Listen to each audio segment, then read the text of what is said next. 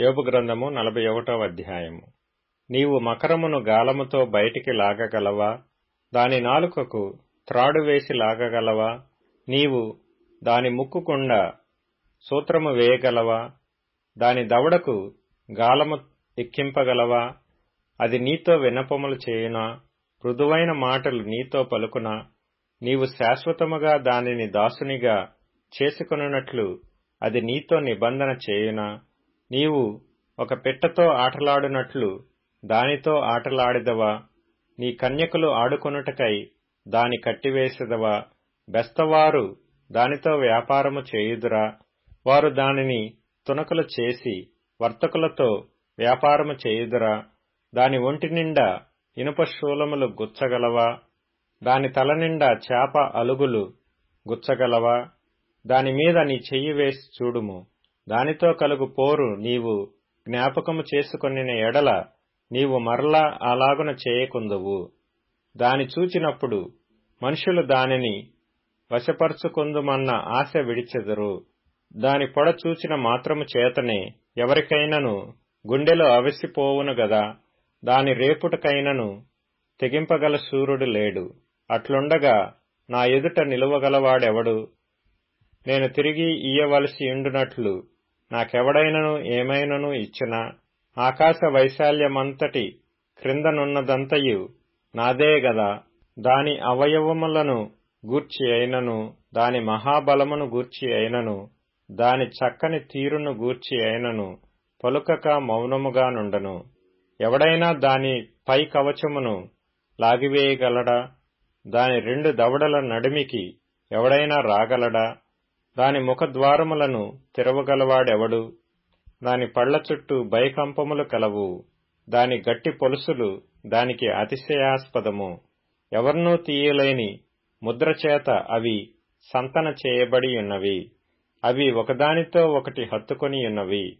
వాటి మధ్యకు గాలి ఏమాత్రమును జొరనేరదు. ఒకదానితో ఒకటి అతకబడి ఉన్నవి. భేదింప శక్యము కాకుండా అవి ఒకదానితోనొకటి కలిసికొని ఉన్నవి. అది తుమ్మగా వెలుగు ప్రకాశించును. దాని కన్నులు ఉదయకాలపు కనురెప్పల వలె నున్నవి. దాని నోట నుండి జ్వాలలు బయలుదేరును. అగ్ని కణములు దాని నుండి లేచును. ఉడుకుచున్న కాగులో నుండి, జమ్ము మంట మీద కాగుచున్న బానలో నుండి పొగ లేచున్నట్లు దాని నాసికారంధ్రములలో నుండి లేచును. దాని ఊపిరి నిప్పులను రాజబెట్టును. దాని నోట నుండి జ్వాలలు బయలుదేరును. దాని మెడ బలమునకు స్థానము. భయము దానినెదుట తాండవమాడుచుండును. దాని ప్రక్కల మీద మాంసము దళముగా ఉన్నది. అది దాని ఒంటిని గట్టిగా అంటియున్నది. అది ఊడి రాదు. దాని గుండె రాతివలే గట్టిగానున్నది. అది తిరుగటి క్రింది దిమ్మంత కఠినము. అది లేచినప్పుడు బలిష్ఠులు భయపడుదురు. అధిక భయము చేత వారు మైమరుతురు. దాని చంపుటకై ఒకడు ఖడ్గము దూయిట వ్యర్థమే. ఈటెలైనను బాణములైనను పంట్రకోలైనను అక్కరకు రావు. ఇది ఇనుమును గడ్డిపోచగాను ఇత్తడిని పుచ్చిపోయిన కర్రగాను ఎంచును. బాణము దానిని పారదోలజాలదు. వడిసెల రాళ్లు దాని దృష్టికి చెత్తవలే ఉన్నవి. దుడ్డు కర్రలు గడ్డి పరకులుగా ఎంచబడును. అది వడిగా పోవుచుండు ఈటెను చూచి నవ్వును. దాని క్రింది భాగములు కరుకైన చిల్ల పెంకుల వలె ఉన్నవి. అది బురద మీద నురిపిడి కొయ్య వంటి తన దేహమును పరుచుకొనును. కాగు మసలునట్లు మహాసముద్రమును అది పొంగజేయును. సముద్రమును తైలము వలె చేయును. అది తాను నడిచిన త్రోవను తన వెనుక ప్రకాశింపచేయును. చూచిన వారికి సముద్రము నెరసిన వెంట్రుకలుగా తోచును. అది భయము లేనిదిగా సృజింపబడినది. భూమి మీద దాని వంటి దేదియూ లేదు. అది గొప్పవాటినన్నిటినీ తిరస్కరించును. గర్వించిన జంతువులన్నిటికీ అది రాజు. యోబు గ్రంథము 42వ అధ్యాయము. అప్పుడు యోబు యెహోవాతో ఈలాగు ప్రత్యుత్తరమిచ్చెను. నీవు సమస్త క్రియలను చేయగలవనియు, నీవు ఉద్దేశించినది ఏదియూ నిష్ఫలము కానేరదనియు నేనిప్పుడు తెలుసుకొంటిని. జ్ఞానము లేని మాటల చేత ఆలోచనను నిరర్ధకము చేయు వీడెవడు? అలాగున వివేచన లేనివాడనైన నేను ఏమియూ నెరుగక నా బుద్ధికి మించిన సంగతులను గూర్చి మాటలాడితిని. నేను మాట్లాడగోరుచున్నాను, దయచేసి నా మాట ఆలకింపుము. ఒక సంగతి నిన్ను అడిగెదను, దానిని నాకు తెలియజేప్పుము. వినికిడి చేత నిన్ను గూర్చిన వార్త నేను వింటిని, అయితే ఇప్పుడు నేను కన్నులారా నిన్ను చూచుచున్నాను. కావున నన్ను నేను అసహ్యించుకొని ధూళిలోనూ బూడిదలోనూ పడి పశ్చాత్తాపపడుచున్నాను. యెహోవా యోబుతో ఆ మాటలు పలికిన తరువాత ఆయన తేమానీయుడైన ఎలీఫజుతో ఇలాగు సెలవిచ్చెను. నా సేవకుడైన యోబు పలికినట్లు మీరు నన్ను గూర్చి యుక్తమైనది పలుకలేదు గనుక నా కోపము నీ మీదను నీ ఇద్దరు స్నేహితుల మీదను మండుచున్నది. కాబట్టి 7 ఎడ్లను 7 పొట్టేళ్లను మీరు తీసుకుని నా సేవకుడైన యోబు నందుకు పోయి మీ నిమిత్తము దహనబలి అర్పింపవలెను. అప్పుడు నా సేవకుడైన యోబు మీ నిమిత్తము ప్రార్థన చేయును. మీ అవివేకమును బట్టి మిమ్మును శిక్షింపక యుండునట్లు నేను అతనిని మాత్రము అంగీకరించెదను. ఎలయనగా నా సేవకుడైన యోబు పలికినట్లు మీరు నన్ను గూర్చి యుక్తమైనది పలకలేదు. తేమానీయుడైన ఎలీఫజును, షూహీయుడైన బిల్దదును, నైమాతీయుడైన జోఫరును పోయి యెహోవా తమకు ఆజ్ఞాపించినట్లు చేయగా యెహోవా వారి పక్షమున యోబును అంగీకరించెను. మరియు యోబు తన స్నేహితుల నిమిత్తము ప్రార్థన చేసినప్పుడు యెహోవా అతని క్షేమస్థితిని మరలా అతనికి దయచేసెను. మరియు యోబునకు పూర్వము కలిగిన దానికంటే 2 అంతలు అధికముగా యెహోవా అతనికి దయచేసెను. అప్పుడు అతని సహోదరులందరును, అతని అక్కచెల్లెండ్రందరును, అంతకుముందు అతనికి పరిచయులైన వారును వచ్చి అతనితో కూడా అతని ఇంట అన్నపానములు పుచ్చుకొని యెహోవా అతని మీదికి రప్పించిన సమస్త బాధను గూర్చి ఎంతలేసి దుఃఖములు పొందితివని అతని కొరకు దుఃఖించుచు అతని నోదార్చిరి. ఇదియుగాక ఒక్కొక్కడు ఒక వరహాను, ఒక్కొక్కడు బంగారు ఉంగరమును అతనికి తెచ్చి ఇచ్చెను. యెహోవా యోబును మొదట ఆశీర్వదించినంతకంటే మరింత అధికముగా ఆశీర్వదించెను. అతనికి 14,000 గొర్రెలను, 6,000 ఒంటెలను, 1000 జతల ఎడ్లను, 1000 ఆడుగాడిదలను కలిగెను. మరియు అతనికి 7 కుమారులను, 3 కుమార్తెలను కలిగిరి. అతడు పెద్దదానికి యెమీమా అనియు, రెండవదానికి కెజియా అనియు, మూడవదానికి కెరెంహప్పుకు అనియు పేర్లు పెట్టెను. ఆ దేశమందంతటను యోబు కుమార్తెలంత సౌందర్యవంతులు కనబడలేదు. వారి తండ్రి వారి సహోదరులతో పాటు వారికి స్వాస్థ్యములనిచ్చెను. అటు తరువాత యోబు 140 సంవత్సరములు బ్రతికి తన కుమారులను కుమారుల కుమారులను 4 తరముల వరకు చూచెను. పిమ్మట యోబు కాలము నిండిన వృద్ధుడై మృతి నొందెను. కీర్తనల గ్రంథం 107వ కీర్తన. దేవుని ఆజ్ఞలకు లోబడక మహోన్నతుని తీర్మానమును తృణీకరించినందున బాధచేతను ఇనుప కట్ల చేతను బంధింపబడిన వారై చీకటిలోను మరణాంధకారములోను నివాసము చేయువారి హృదయమును ఆయన ఆయాసము చేత కృంగజేసెను. వారు కూలియుండగా సహాయుడు లేకపోయెను. కష్టకాలమందు వారు యెహోవాకు మొరపెట్టిరి.